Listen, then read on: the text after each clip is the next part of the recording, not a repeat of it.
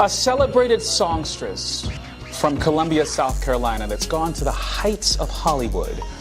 From her debut album in 1999, Black Diamond, all the way to 2019's Full Circle, Angie Stone is definitely a living legend. And today she sits down with us in the Jenleeion circle to discuss her discography, her personal life, and also her faith. I'm so excited. I'm Mario Bonds. It is a pleasure to sit down with you today. I can't tell you how giddy I am to actually be sitting down with the living legend, Angie Stone. First, I'll say, how you doing? I am blessed and highly favored. Blessed but I am in awe of you and your gift. You're gifted around the clock. Wow, thank you. I'm honored to be here with you. Well, thank you for that. That coming from you, that definitely means a lot, because you've paid your dues, and you're not done yet, as you said at the end of your episode with Unsung. So first, I'd like to go back to the beginning, because I think even in the episode Unsung, there are a lot of facets of Angie Stone that people really don't know, right? Mm-hmm. And I want to go all the way back to the beginning, right? Okay. Prior to the sequence, which we'll get in just a second. Okay. But your start in music, it was in your home.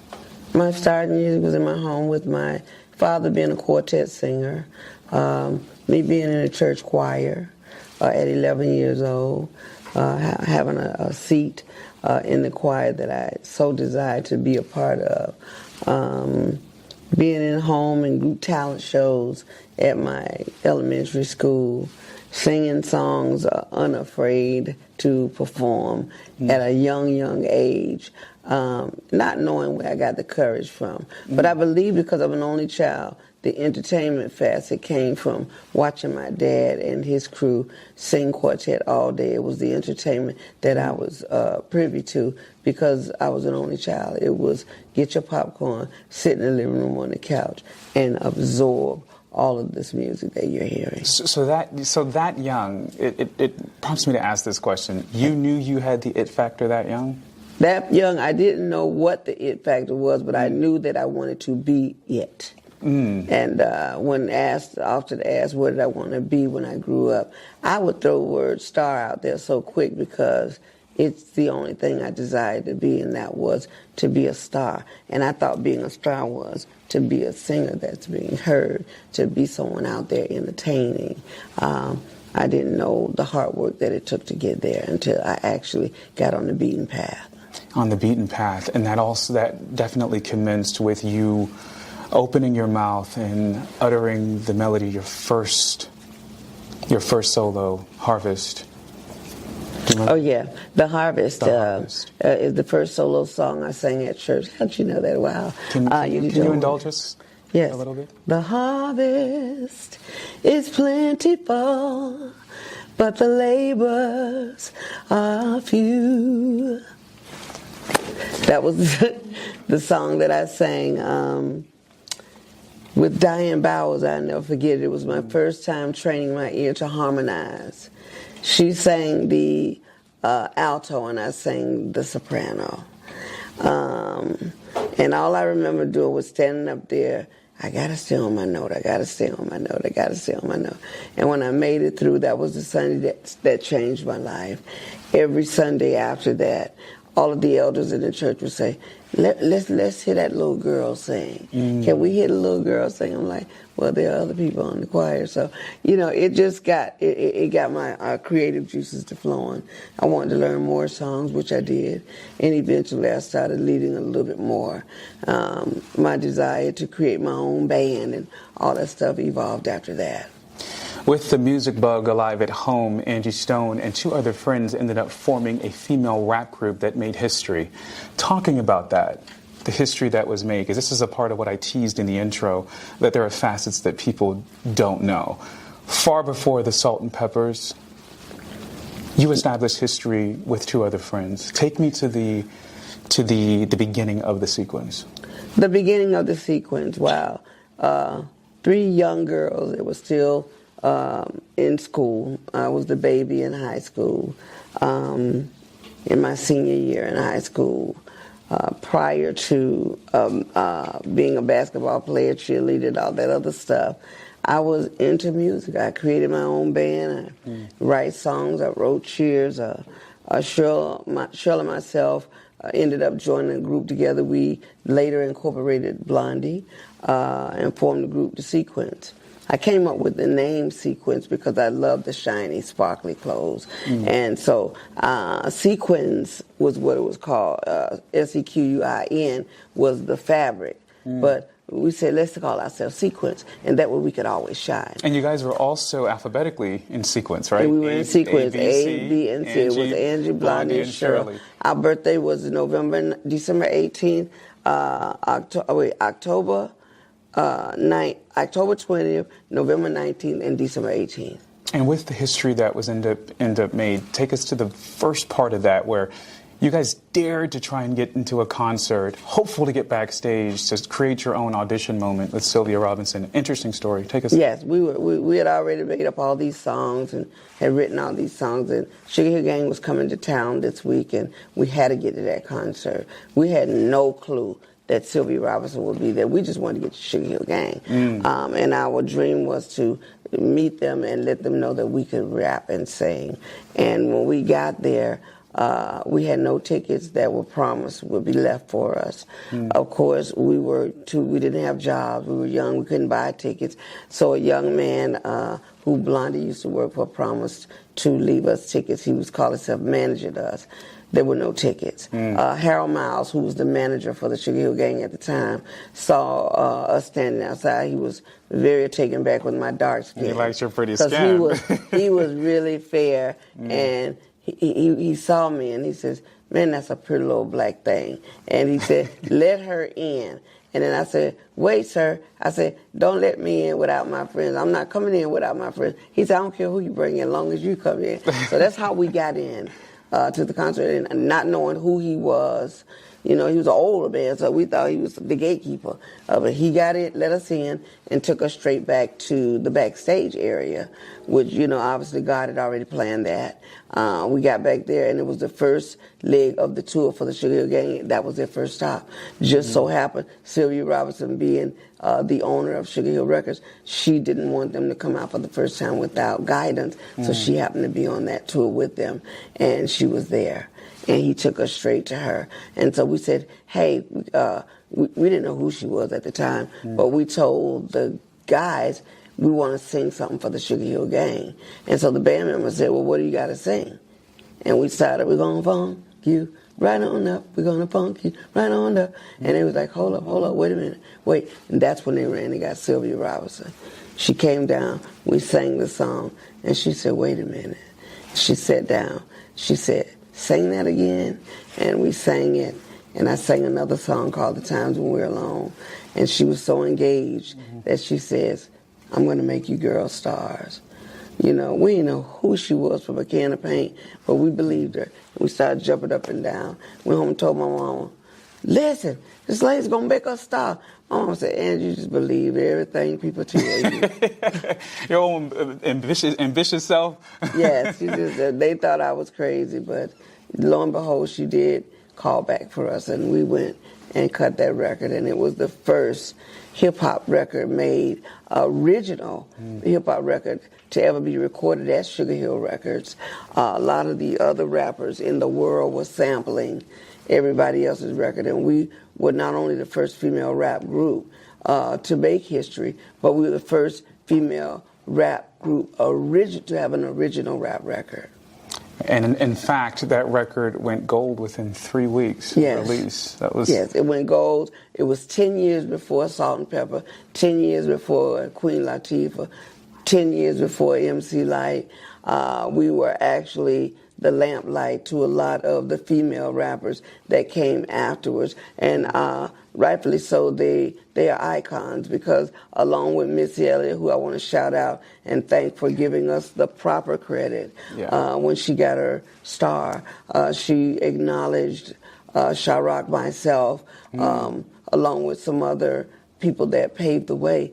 But, you know, it is what it is, but I'm happy because of what we did. These ladies has taken it to the next level. In fact, Funk You Up has sort of made a resurgence, in at least from an interpolation perspective. Yes. I think both from Dr. Dre and then most recently, although he admitted it and the message disappeared off of Instagram, Bruno Mars, Yes. the interpolation of Funk You Up in Yes. that song. Why didn't you guys go after y'all money? We did. You did? We're the only ones that did get paid. Everybody else who had less interest in the song got paid. By the time we started making a hole in the project, all the money was used up from what they paid out. Not to mention Sylvia Robinson had passed away. The intellectual properties died with her. I see. And so for our audience that doesn't really know what interpolation is, could you give us a schooling on that? Yes.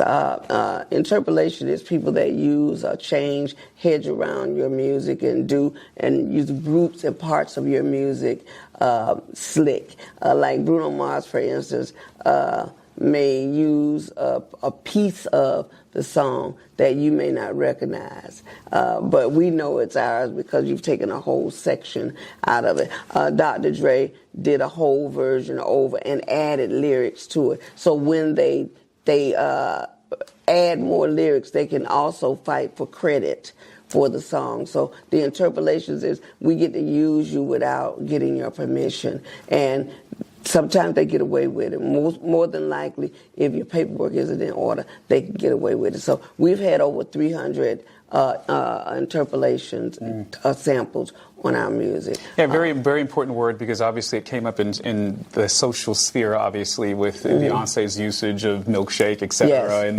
And everyone's, this new word, interpolation, not quite new, but thank you for that. Thank you for that. So there is this huge success with Angie Stone, the rapper, and the group. And then at some point, you guys end up with the Sugar Hill Gang, and you are actually writing their songs. We wrote Apache, we wrote Eighth Wonder, we wrote Let's Dance for the West Street Mob. We were actually the voices for the West Street Mob.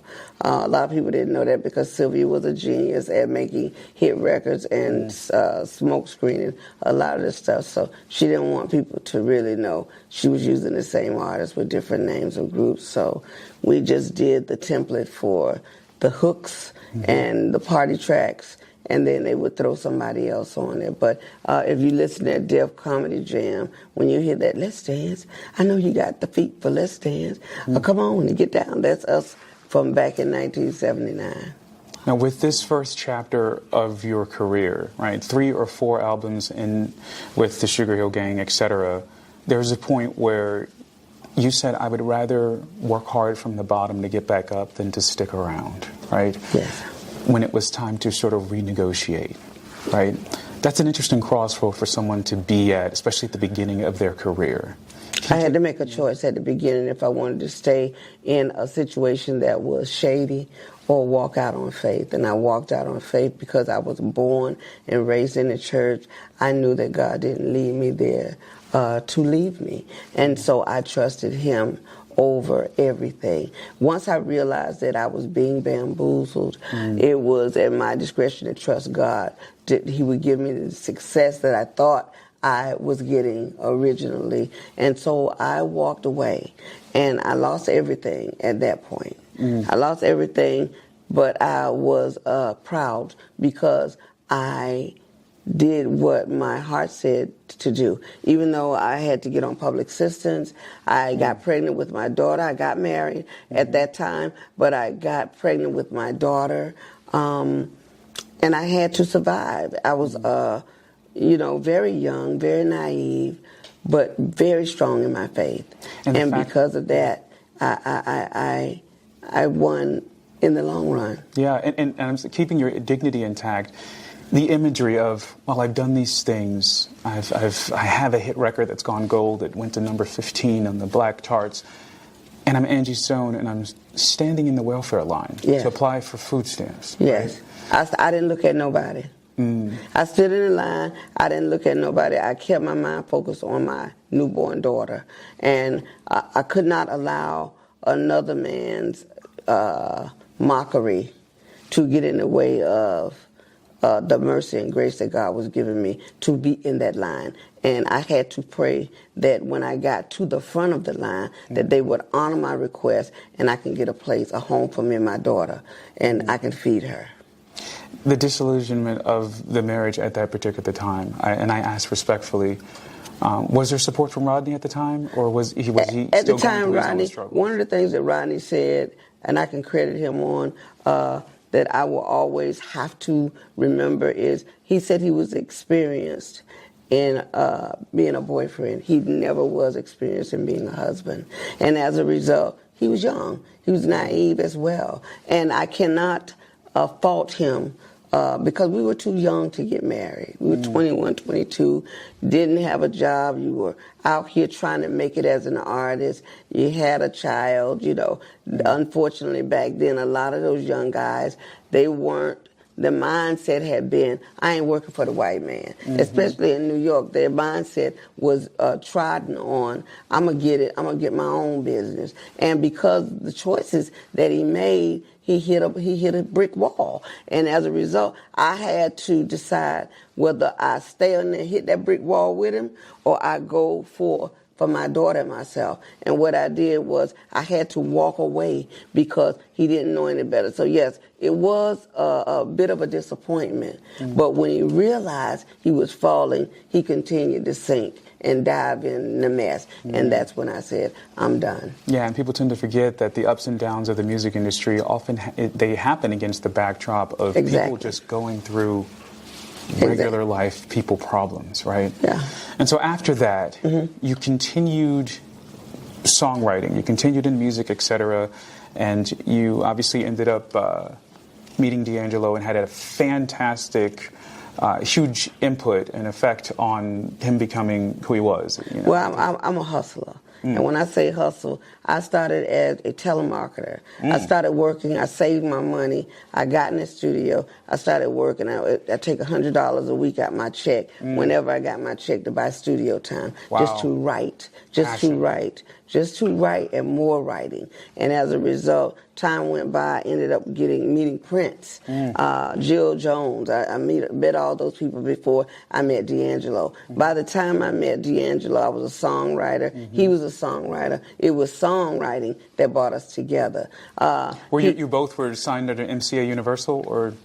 We were signed to Midnight Music. Okay. I had gotten a publisher deal long before he did. Of course. I was in a successful group. I was in the Vertical Hole. When he met me, he came to my session. He says, "Please, can I get on this song with you?"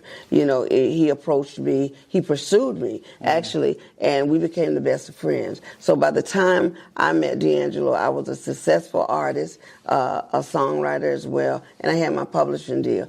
I coming out of my first publishing deal, going into my second publishing deal. He was at the second company. That was his first publishing deal. She put us together. We were the first two signees of the company.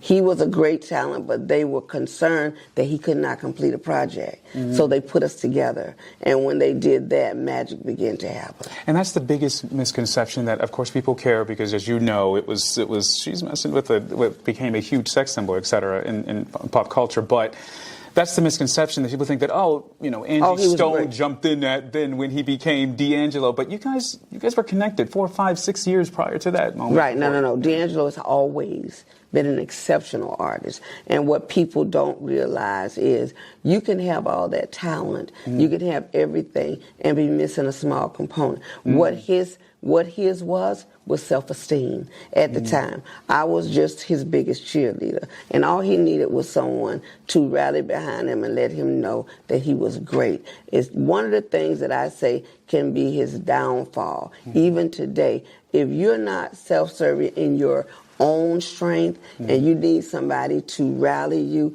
you will always fall. What has happened in this case is he's always been great, and I have to say one of the best to do it. But he is, when it comes to strength and self-support, he's, what's the word I'm looking for? I can't think of the word.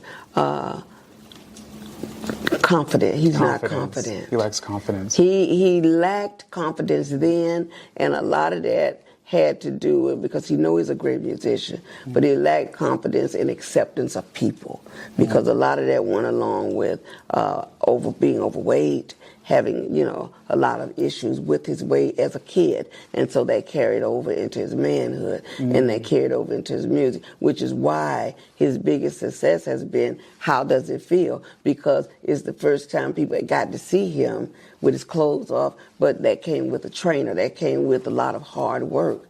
And whenever you don't see him, guess what?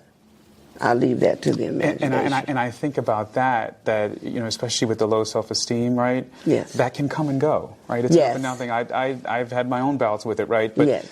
You think about that, yes, it comes with this trainer, it comes with hard work, but when it's done, if the self-esteem isn't solidified for you, it's easy to lose it again. It goes back, right? It goes back and forth. And I know that the D'Angelo piece for you has been examined exhaustively over the decades, but you said something recently that made me want to touch the subject with you. Sure. You said that all these years later, you're still affected by the breakup.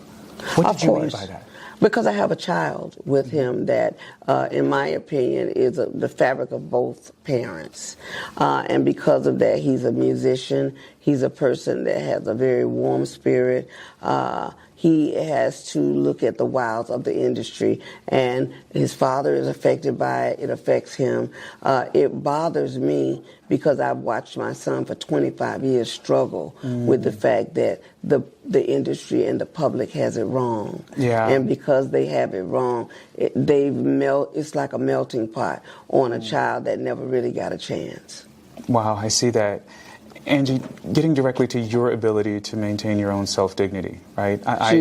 Jesus. At Jenleeion, we deal with a lot of anti-bullying stuff. It's our mantra that we're against anti-bullying. But you went through a lot of public bullying simply for being heavy in the context of dating the D'Angelo. Mm-hmm. But there was a reason for that, right? And D'Angelo was extremely accepting of it. I think that's another big misconception. What is he doing with her? Because he was fat before I was. But go ahead. Yeah. Well, I mean, besides that, I think you said something recently about that. You don't know someone's story, right? Mm-hmm. And so the idea is bouts of prednisone, right? Put you in a certain position because of your health. Mm-hmm. But yet here you are in the public sphere being chided on for being the big girl that's with D'Angelo. Right. How did you maintain your dignity through that? Jesus. Let me tell you something. God, we don't get a template for what our journey is going to be. The Bible says, basic instincts before leaving earth.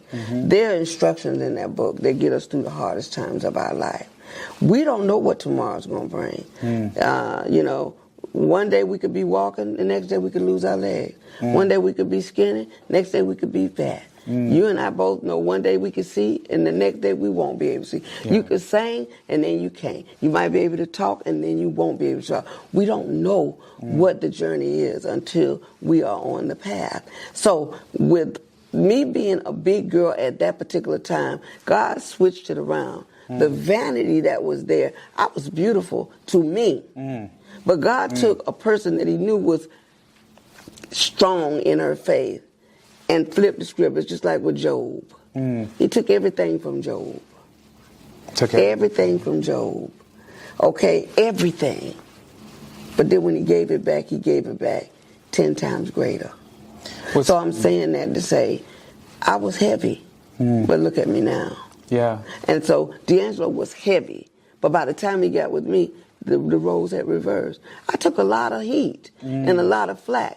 Yeah. But if I didn't know the Lord, and I didn't know that I was in a journey, and I didn't trust what God was doing, then I would have spared. Did I cry? It hurt me because I'm a human being. Of course. I'm made of flesh and bone, just like everybody else. It hurts. But at the end of the day, I am spirit made. And because I know the Lord, I knew this too shall pass.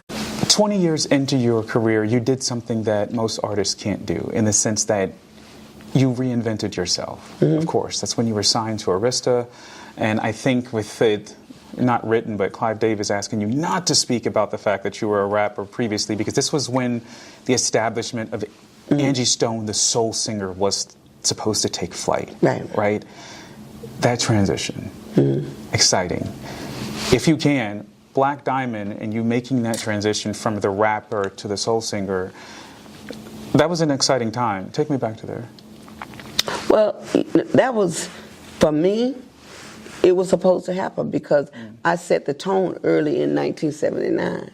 When I went to Sylvia Robinson, and in the midst of Funk You Up, I asked her, can I sing on this record? Because in hindsight, I knew ultimately I was a singer. I was a rapper, but I wanted to sing one day, and I knew that I was going to grow up, and I didn't want to just rap. I wanted to be able to make a song one day. And what God allowed me to do was be bold enough to ask for what I wanted.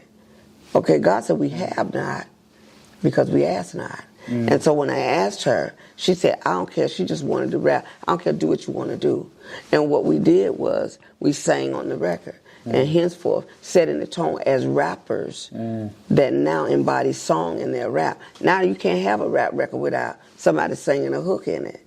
From now, Jay-Z, Kanye West, Beyonce, all of them are doing it. Lauryn Hill did it with the Fugees. But that's a template for what we started. And see, when they go back and talk about hip-hop, they omit the part that back then there wasn't no singing. They were just doing a bunch of rhyme for hours at a time. Yeah. And when we started singing, we added color. We added culture that opened up a whole nother. Now there's leverage to hip-hop and R&B because of something we were able to do. Wow. And we ain't looking for no credit for it, but the truth needs to be known because history needs to be explained one day the right way.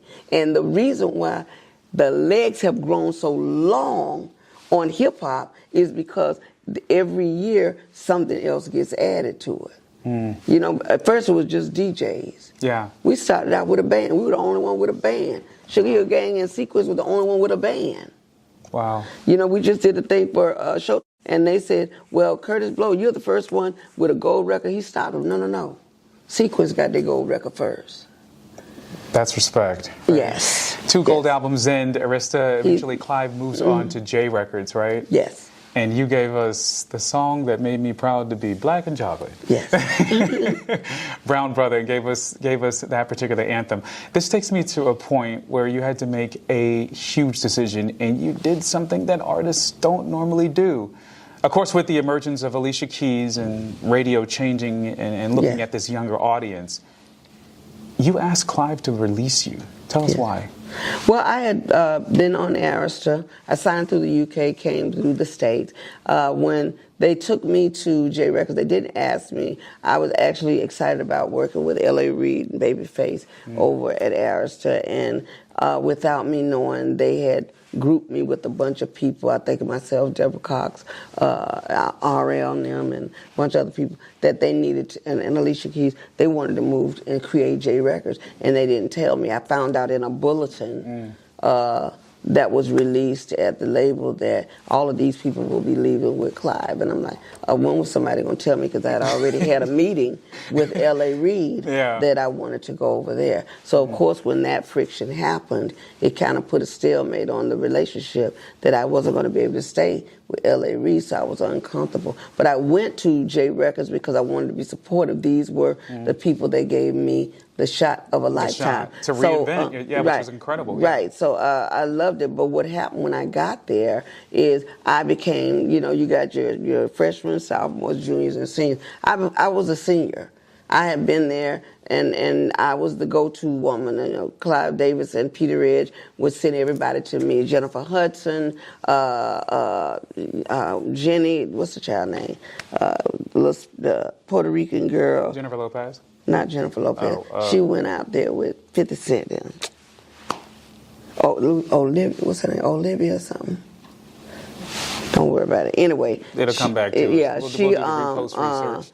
Jimmy Cozier and all of them, J Hood, Fantasia, everybody that got grouped up in there, they was like, well, go to Angie, go talk to Angie, she'll show you. So when Alicia Keys was, she had made her record, she had made the transition, Peter Edge and them, Alicia wants to do something for you, blah, blah, blah. I had entitled my album Diary of a Soul Sister. And the fact that I had gotten yes from several icons to appear on the album with me. I was influenced by Lauryn Hill. I was excited about it. So Diary of a Soul Sister was my heart. And it wasn't until halfway through the, getting the people to say yes, and I'm ready to make my record, they came to me and told me afterwards, well, we want you to change the name of the album. Why? And when it came to me that Alicia wanted to use Diary of Alicia Keys, after I had come up with the title, that's what did it for me, because I had already been, helping. I love her, don't get me wrong, Yeah, but they took that, and what they did was put an African slab. I mean, they took that whole retro African vibe and made her album. If you remember the cover, it was just like, huh?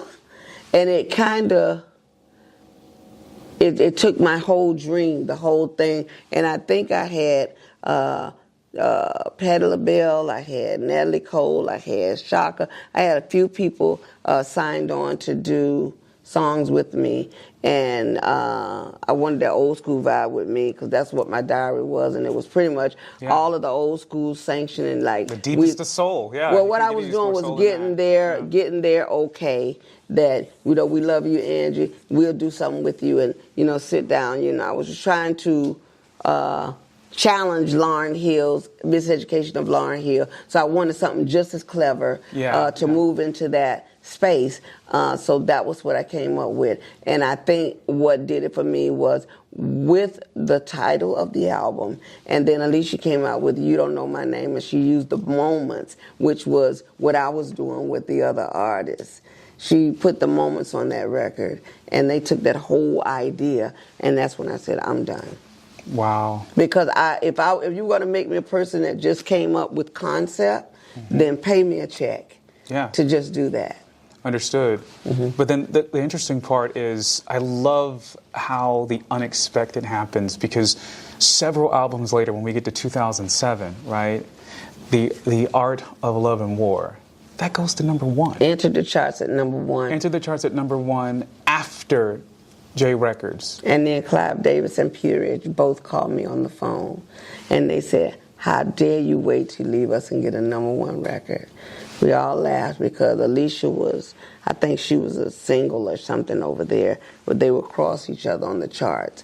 And I said, well, you guys just didn't have the faith in me. This label had nothing to lose, so they built everything around this album, and that's why we got the #1.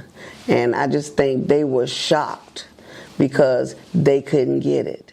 And I went somewhere else and got a #1. And that shows you the genius of Angie Stone. Well, I knew all along, and what it is politics. Yeah, I can totally see that. Now, I ain't had one since then, though, because guess what? They will never get one since. So you just mentioned that they would send artists to you to get info, to get tidbits, etc. Well, they wanted me to train them, work with them, coach them, get them in a place. They at one point J Records considered making me an A&R director, but as an artist. And I told them I wasn't interested in doing it right then, because I was still focused on my career, and I didn't really think I could give 100% to another artist when I'm still trying to be an artist myself. So I find it interesting, because the second season of R&B Divas Atlanta, interestingly, you're sort of brought in to do the same thing, right? For artists that are already established. Exactly, that's all they brought me in there for. Right, but to that end, I bring this up because you made a comment saying that you pretty much had to salvage your brand after that experience, right? Do you feel like you have successfully salvaged your brand after that experience, and why do you feel like it was so brand threatening? Well, it was brand threatening because I built a certain characterization for myself, and to allow myself to stoop to the level of disrespect that was about to branch upon, because it was almost, you got to go there or go home. And it was giving me a choice to be a bitch, excuse my language, or to, and for me, I was never going to mislead the audience that follows me because of characterization. I have kids. Yeah, I have kids that look up to me. I have people that follow me. So I got to be the example. I have to lead by example. I can't do one thing, say one thing, and do something else. So I just would not allow them to take me there, because God knows if I go there, you don't want to see me go there. Because I can go there. Columbia, South Carolina, what comes all out? the way. Tiger Brown. That's what they used to call me. So when I have to go there, it's not good for nobody. It's not good for nobody. Okay? So I try to stay here. And not be an angry Sagittarius. I'm trying to stay here because I mean, I know where I'm going, but I don't forget where I came from. That's the best way I can put it.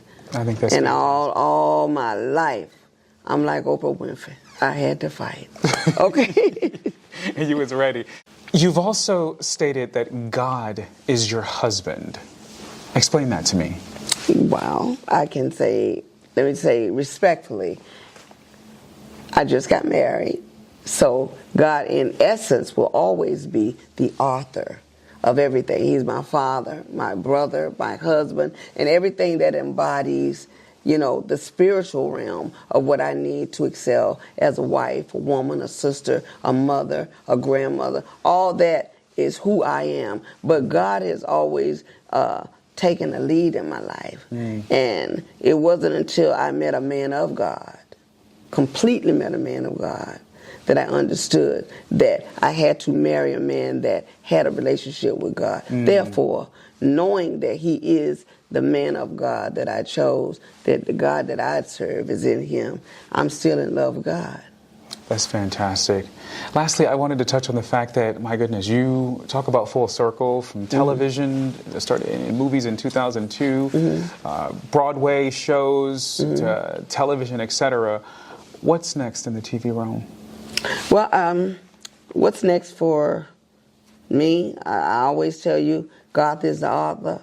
God is the author of all of our things and lives and our journey. But I got a couple of television concepts that I'm working on. I just got one greenlit called House of Flav that I'm super excited about. That'll be on Peachtree TV with CBS, along with co-hosted by Music Soul Child and myself. It is a music-based show. I'm super excited about that. I have a foundation called Angel Stripes that I'm over the top about, and where I love on senior citizens. That's my passion. And basically just, you know, my mission in life is to serve. I really want to help people. I like to help people that's in my business. I like to help people that are, you know, trying to get ahead in life. You know, there's a couple people I work with. My entire team is very talented. I'd like to see them all get to the next level. My background singers, I'd like to all see them be front and center. Bands, same thing. I just want to see people excel. And in fact, off camera, I asked whether or not you would be willing to be a mentor for me. So yes, She's absolutely. like, boy, don't put me on the spot on camera to see if I say it again. Yeah, absolutely. No, I think that's fantastic. In 2021, Angie Stone was honored by the Black Honors as the soul music icon. You definitely are a soul music icon for us. If people don't know already, where can they follow you, Angie Stone? The Angie Stone, all over. Every platform is The Angie Stone. On Instagram, on Twitter, on Facebook. I'm there. I'm not as prevalent as I should be, but I'm there. I'm super excited. But you can always, you know, check on Instagram to see what's next. And please check out the stunning photos. Angie was gracious enough to grace our cover. Go to Jenleeion.com and also check out our presence on social media for more of that. This is the Jenleeion Circle. I'm Mario Bonds. Thank you again. Thank you. Thank you. All right. Does anyone still believe in paradise?